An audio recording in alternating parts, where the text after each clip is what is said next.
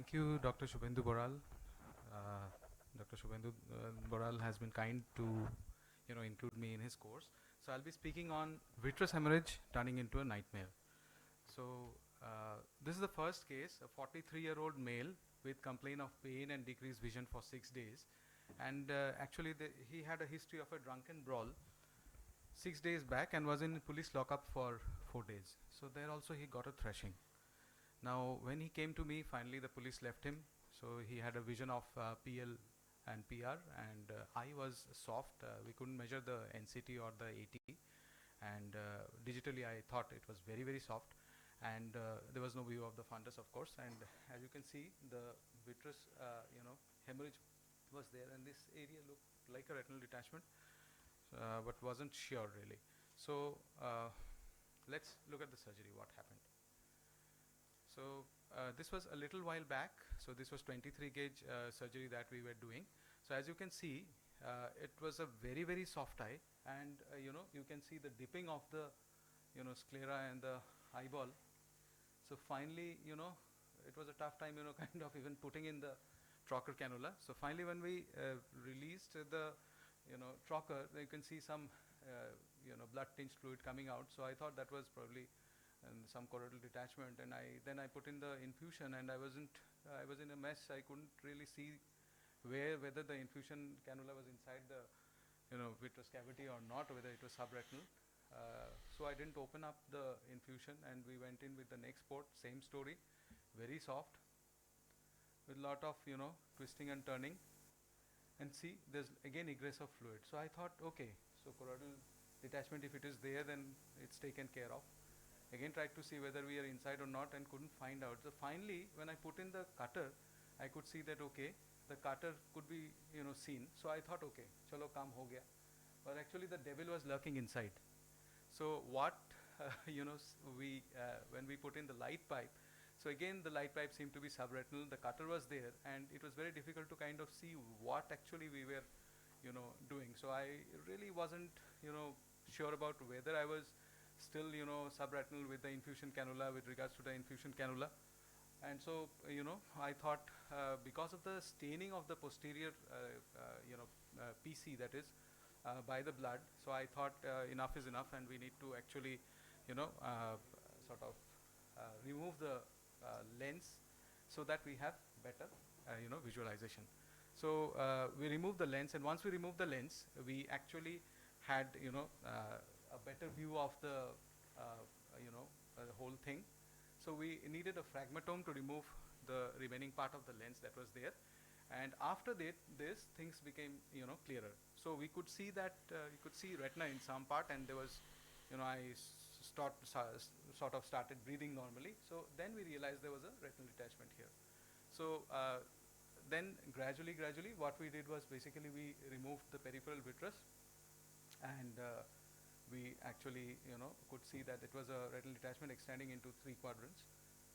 So as you can see, because of removing of the lens, things became easier, and then of course it was time to use triamcinolone acetonide to see whether there was any vitreous left inside, and whatever vitreous was there, we removed it. We did a base excision of this patient, and then obviously you need to do fluid air exchange, and retina seemed to settle well. And finally, of course, you need to do, as we all know, endo laser. And yeah, sorry.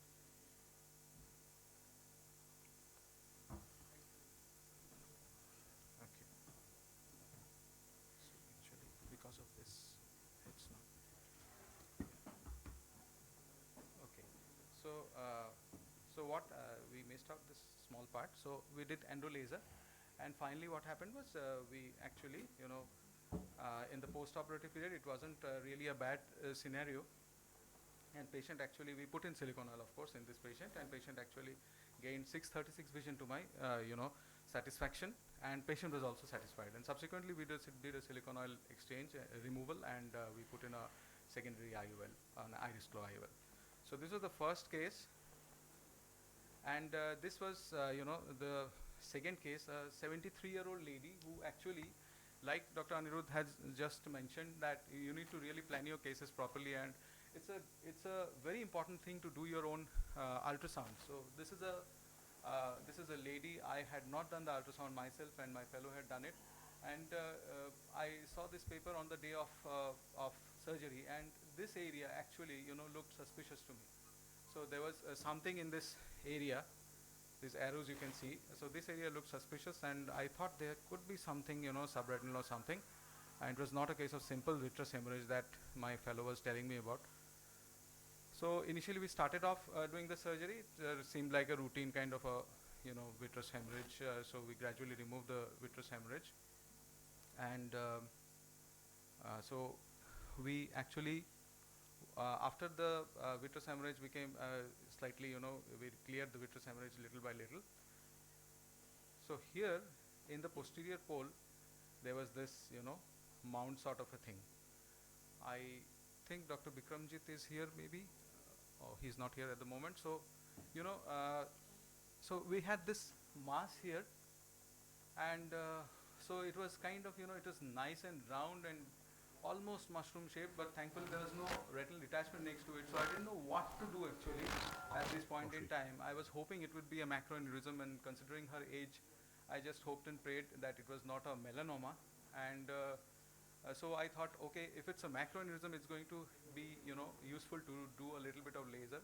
And we did a surrounding kind of a barrage also, just to, ensure that, like, if it was something that was kind of malignant, we were not, disturbing the periphery, and burnt area in the periphery of the lesion would probably help in, stopping the spread, lateral spread of any cells or anything. And then we tried to heat up the, this lesion, hoping that it's a macroaneurysm, and this macroaneurysm would kind of shrivel up, shrink up, and subsequent to the surgery. But see what happened. We did the fluid air exchange, of course, and we left it at that. And then post-operatively, patient developed recurrent vitreous hemorrhage. So I wasn't able to see what was inside. The ultrasound was ominous. It had grown. This ultrasound, got the, daylights out of me. Next, it was locked down. Patient could not come back, and I started calling the patient, tried to arrange an ambulance. Finally, after 42 full days of the surgery, patient comes back, and the lesion is kind of collapsed. Vision is 6/9. So all's well that ends well, and my BP became normal once again. Thank you for your kind attention. Thank you, Dr. DEBDULAL, for showcasing so nicely managed, interesting cases. So I want to discuss regarding your first case. The problem in your first case was the patient, the eye was hypotonous, and the second was the eye was phakic. In your first case, then a hypotonous eye, what precautions you should have taken, like before, just before initiation of the surgery? Yes, in a hypotonic eye, it's a good idea to actually go into the anterior chamber with BSS, and kind of inflate it with BSS, so that you have a tighter kind of a globe. But the problem here is, even with a tight globe, you will still go subretinal, because the injection of BSS into the anterior chamber doesn't ensure that the choroidal detachment is going to go away. So the problem persists, that in this kind of a situation, you are not really sure where your cannula is. So ultimately, this is a situation where either you use a 6 mm cannula, which I did not have on that day.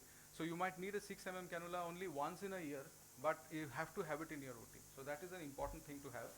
The second thing is that visualization, again, because we couldn't see anything, so ultimately the lensectomy was necessary, which we generally try and avoid doing nowadays.